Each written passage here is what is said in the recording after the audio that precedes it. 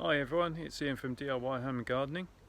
Update video for you, and next stage, a little bit of potting. So yeah, this is the Fuchsia Arborescens. So yeah, let me show you. Right, got to get down low on this one.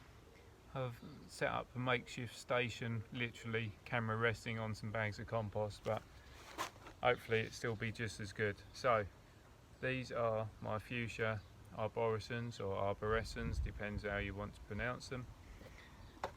So all of them looking nice and chunky. There we are. So they came from Thompson & Morgan as plug plants, you'll remember. So that was in May, and yeah, I think that was start of May, and we are 7th of June, so yeah, probably a month on, I guess, something like that.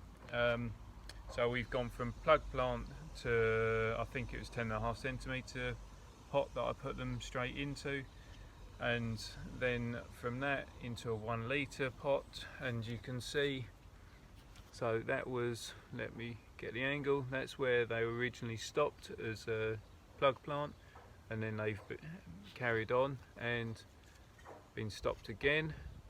Let me try and get the angle. Stopped again to get that break there, and if you want to, you can stop them again also. You know, like this one, it's got one section that's longer than the others.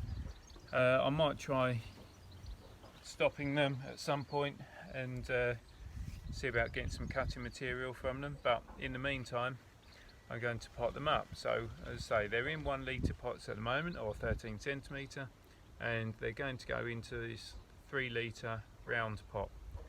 So it's quite a substantial difference, obviously 2/3 bigger than that. So very simple. Put some fresh compost in the base. For this I'm using Westlands multi-purpose with added John Innes, which is a nice compost for these. You can see they got good root structure to them. You can just sort of measure height wise, so you want it so that, let me show you, so that the finishing height there is going to be fairly similar to your finishing height in these pots. Like I've said before, for some reason plants, when they're grown as a plug form, they don't seem to enjoy when you're buried a little bit deeper. Don't know why, but just seems to be my experience of it. Whereas when you do your own cuttings, they seem to be much more tolerant of varying depths.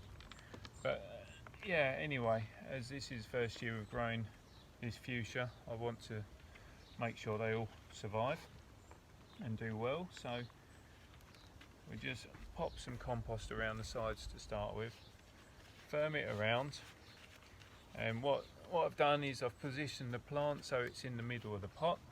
So firm your first bit of compost around. That's going to get rid of any of the air pockets that are trapped. It also just sturdy up the plant as well, so that it makes it easier. You can then essentially do it one-handed.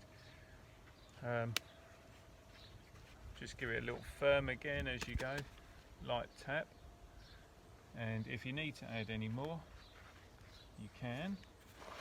Just give it a little dressing all the way around, light firm to the surface, and that is it, finished. You'll notice that there's a gap between the finishing height of the compost and the top of the pot. As always, I always do this because it acts as a good water reservoir. So when you're doing your watering, you can give it a good soaking up to the rim, knowing that the compost isn't going to wash out, but also that that worth of water is then going to penetrate down into the pot itself. So that works really well. That's it, done. Nice and simple, easy, and I'll just do the other two.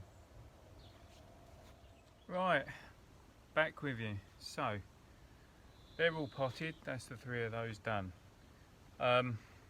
In terms of looking after them, easy, just carry on more or less as you were doing. All I tend to do is for the first couple of weeks actually is don't go crazy on the watering. Just keep them slightly on the moist side rather than the amount of water that you were giving them. Or when you're watering, just water to the middle of the pot, because it will take a little while for the roots to venture out into all that new compost that you've put around. So if you go crazy on all the watering, you actually end up saturating the soil, which could do the reverse and cause root rot. So yeah, like I say, for the first couple of weeks till the plants kind of recover and their roots get going into the new compost, be a little bit careful on how you do your watering. But that's it, job done. So all that's left to say is thanks for watching the video. Hope you found it of use. Yeah, I think probably the next time I'll do an update is when we've got something a bit more to update on. So hopefully once we get a bit of flower formation or significant difference in the plants. But yeah, in the meantime, please subscribe if you like what I'm doing. Any questions, send them over to me and I'll do my best to answer them for you. And yeah, just keep having fun in that garden and yeah, make the most of it. I'll see you all soon. Bye for now.